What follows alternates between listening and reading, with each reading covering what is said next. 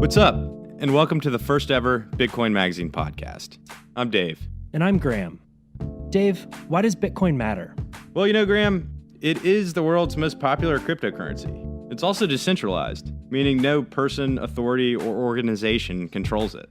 For that reason, Bitcoin has the potential to upend traditional financial systems, those same systems that have failed people for centuries. Anyone with a computer can buy or receive it. It's programmable money free from tyranny, oppression, and hyperinflation. And if you're listening to this podcast, chances are you probably already know this. So why are we here? Well, the Bitcoin market is pretty variable, and there's a lot of information out there. To stay on top of this ever-changing landscape, we'll be guiding you through the major stories shaping the price, philosophy, and community around Bitcoin. Founded in 2012, Bitcoin Magazine is the original source of news, commentary, and thought leadership driving the revolution that is Bitcoin. The Bitcoin Magazine podcast aims to preserve that tradition. And we'll feature brief interviews from leading experts in the space, providing you with what you need to know and nothing else. So, without further ado, here it is, the Bitcoin Magazine podcast.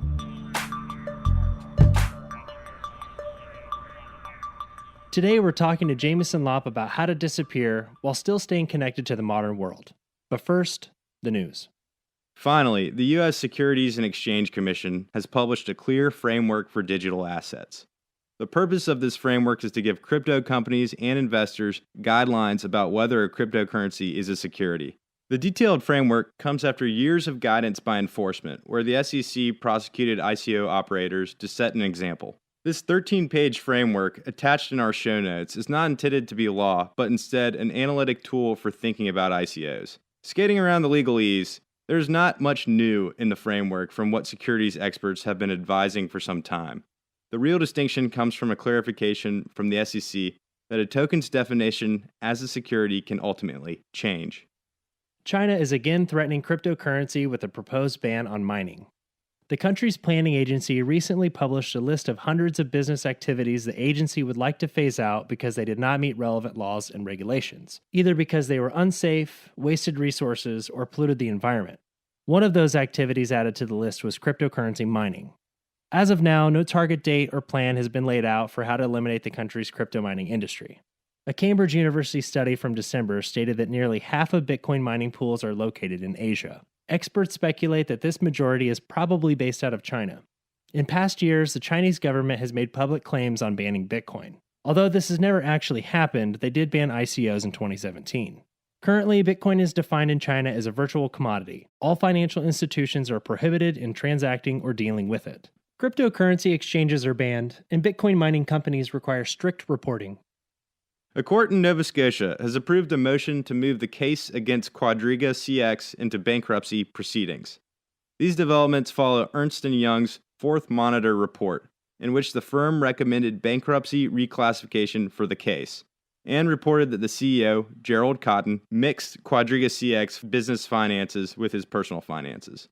Under bankruptcy proceedings, Ernst & Young will act as trustee and have far greater leeway to audit QuadrigaCX's finances and business practices by reviewing documents from the exchange and by working directly with witnesses. So far, 119 QuadrigaCX users have applied to represent approximately 115,000 customers affected by the exchange's shutdown in February. Of these, 7 were selected to work with the monitor and law firms to examine court documents and communicate with other affected users in order to recover the missing $136 million. In Bitcoin Magazine's cover story, our reporter Colin Harper chronicles the journey of the Lightning Torch. The Lightning Torch was a single Lightning Network payment that was forwarded to Bitcoiners around the world via Twitter, with each user adding a few, or in some cases a lot of sats along the way. Launched by Hodlnaut, a Bitcoin Twitter personality, it reached the likes of Twitter CEO Jack Dorsey, and even an outspoken Bitcoin advocate living in an economically sanctioned Iran. Over its 4-month run, it didn't just gain viral notoriety. The Lightning Torch made a real case for the power of a borderless, permissionless currency. In total, it passed through 278 unique participants from 56 countries and touched every continent outside of Antarctica, all without the help of a central authority. Now, it's speculated that the torch will burn out in the hands of Bitcoin Venezuela so they can use the over 7 BTC it has accumulated as proceeds to purchase food, medicine, and other necessities. The Bitcoin price eclipsed the $5,000 mark this month, While that's a pretty arbitrary threshold, when the price passes a nice round number like that, people take notice. The mainstream media reported on it, and even though many Bitcoin hodlers claim not to care about the moderate price fluctuations, they certainly like to see the price going up rather than declining. In one of his latest price analysis videos, Bitcoin Magazine's Bitcoin Schmidtcoin called the next macro resistance level at $5,600 and said if the market fails to rally, it will retest the established support level at $4,700. Some speculators have claimed that the price increase is the start of the next bull market. Others, like major Chinese OTC trader Zhao Dong, expect the increase to encourage investors to leave the market, putting a new bull run off for as much as 2 years.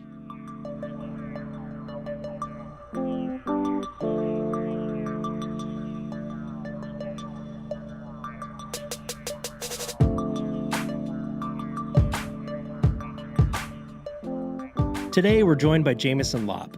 He's a Bitcoin engineer and the CTO of Casa. Lopp is a well-known advocate for digital privacy, and his decision to live off the grid following several cases of harassment was recently featured in a New York Times article. So, Jameson, why did you decide to pursue such a high level of privacy? Like, how did you go about doing it? So, one of the problems I think with this day and age, the communication age and all the changes that have resulted from it is that it's very, very easy to go from being a low profile, average person who's just going about their life to becoming a very high profile person who might get targeted by various bad actors. And so what I've tried to tell people who would immediately brush off most of this stuff as paranoia is that it can happen to anyone. This is not necessarily just for people who are social media influencers or trying to be a public person. This really is for anyone who has a digital footprint, who has a life on the internet, who might do or say things completely unintentionally that result in a lot of attention being focused on them by the global online community. Okay, so what was the first thing you did? Yeah, I started with a lot of the popular resources out there. There are various books that are called like How to Disappear, How to Become Invisible. There are a few prominent privacy experts out there who have a lot of really good advice, at least good advice as of 10 or 20 years ago. There's very good advice for like the analog things of like, how do you protect your home address and your mailing address and like the ownership of your private property. I started off with a lot of that because that really is the harder thing to do from a sort of resources and time and finance perspective. So I started with that base of knowledge and started talking to attorneys who could help me set up the legal mechanisms, the legal frameworks necessary for that. But then simultaneously, I was also thinking about all of the different attack vectors online and, how do I ensure that none of my real information gets put into any database, at least as far as I can control. That basically means that you have to set up, other addresses, other phone numbers, other emails, other contact information that you can still get access if someone's trying to contact you through those means, but none of which should be pointing to where you really are. The ultimate, I guess, extreme part of all of this is, in order to really disappear from the sense that it's very difficult for someone, even if someone like hires a private investigator who has access to fairly protected confidential databases, if you want that level of protection, then you really have to throw away everything in your current life. Everything that is connected to your current physical and digital identity. And so that's what takes the most effort is, how do you transition away from using your actual house as your mailing address, from using cars and other public property that's registered to you and your name and your address, and how do you set up everything that you need to live your normal life in a way that is not connected to you. And that's what takes the most effort. You can get a good level of online privacy from like marketing companies and other stuff if you just spend a weekend configuring your computer and your home network to use things like VPNs and Tor and various ad blockers. But if you want to go, deep dive all the way to the bottom of making sure that your actual residence is not in any databases, that basically results in you having to start all over from scratch and build a completely new entity that is very difficult to tie to your identity. So in the article, there's a lot about like what you did for your digital privacy, and I'm just curious, for the rest of your life, like externally, was there anything you had to sacrifice? Like, I'm sure there are like parts of your life that we're not really thinking about that you've had to give up.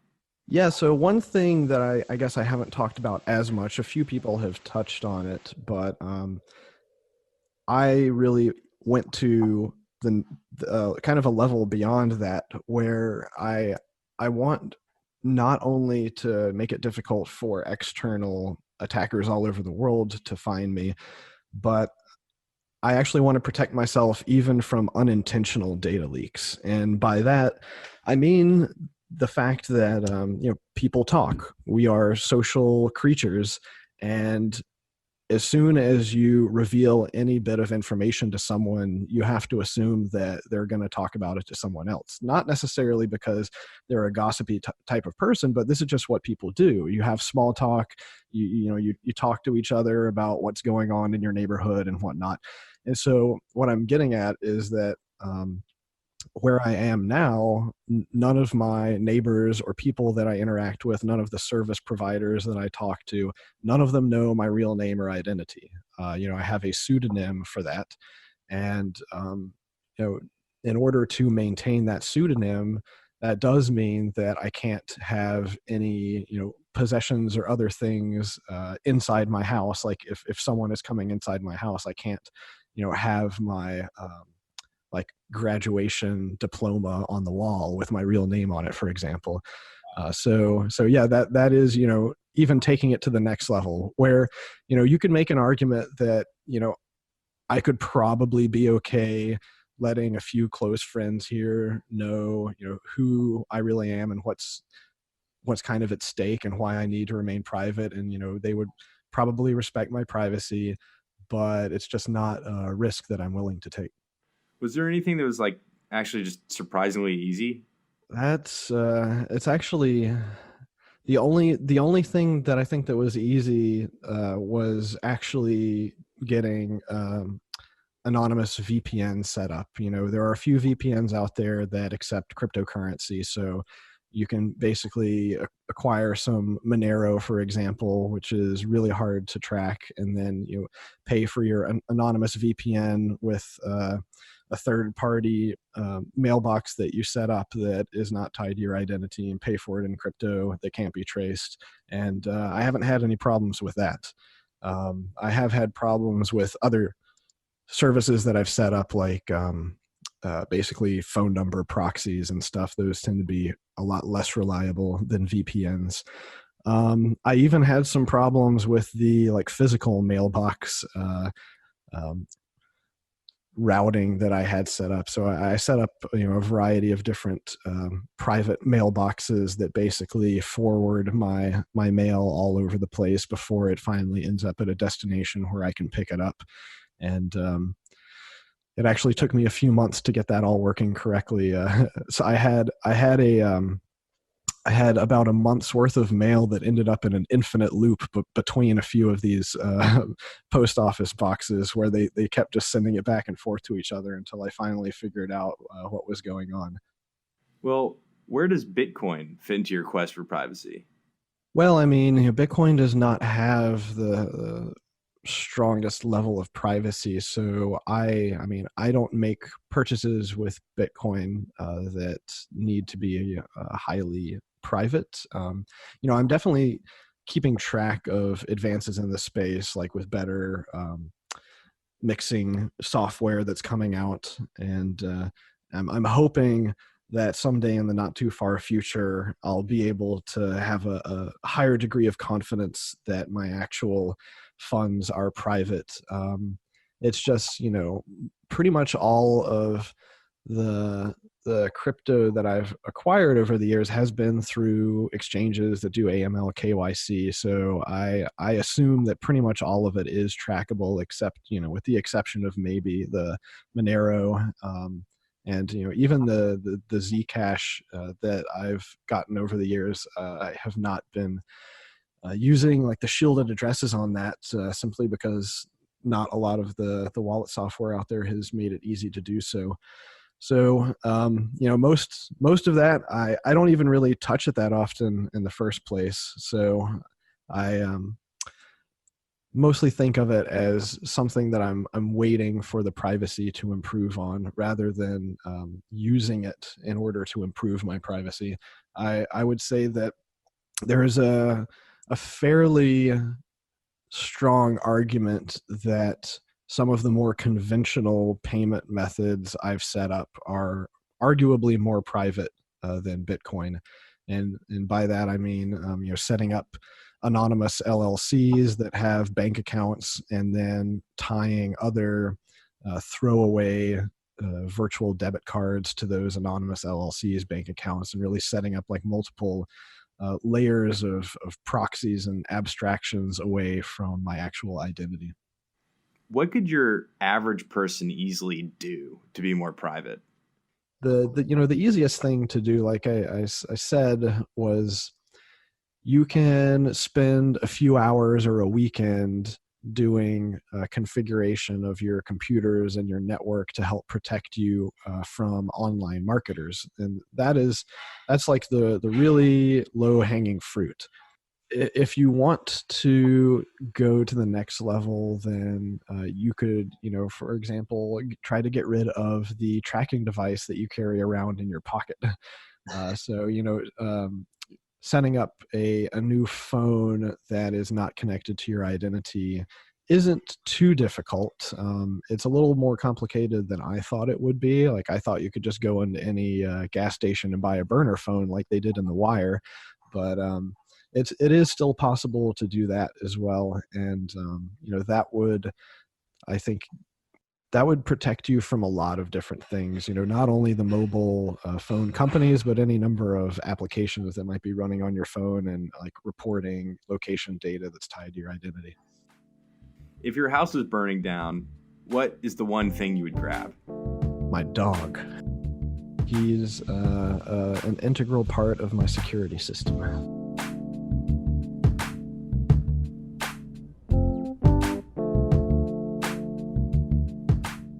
The Bitcoin Magazine podcast is a BTC Media produced podcast on the Let's Talk Bitcoin network. This episode was produced and edited by myself and Dave. Stories covered in this episode come from articles written by Bitcoin Magazine staff, including Peter Chihuaga, Colin Harper, Jimmy Aki, and Aaron Van Weerdum. Theme music provided by Billy Sly from the Crypto Cantina. Special thanks to our guest Jameson Lopp, and of course Satoshi Nakamoto. We are eternally grateful. Visit bitcoinmagazine.com for more in-depth news, analysis, and resources about the most successful peer-to-peer currency. And make sure to follow us on Twitter at Bitcoin Magazine.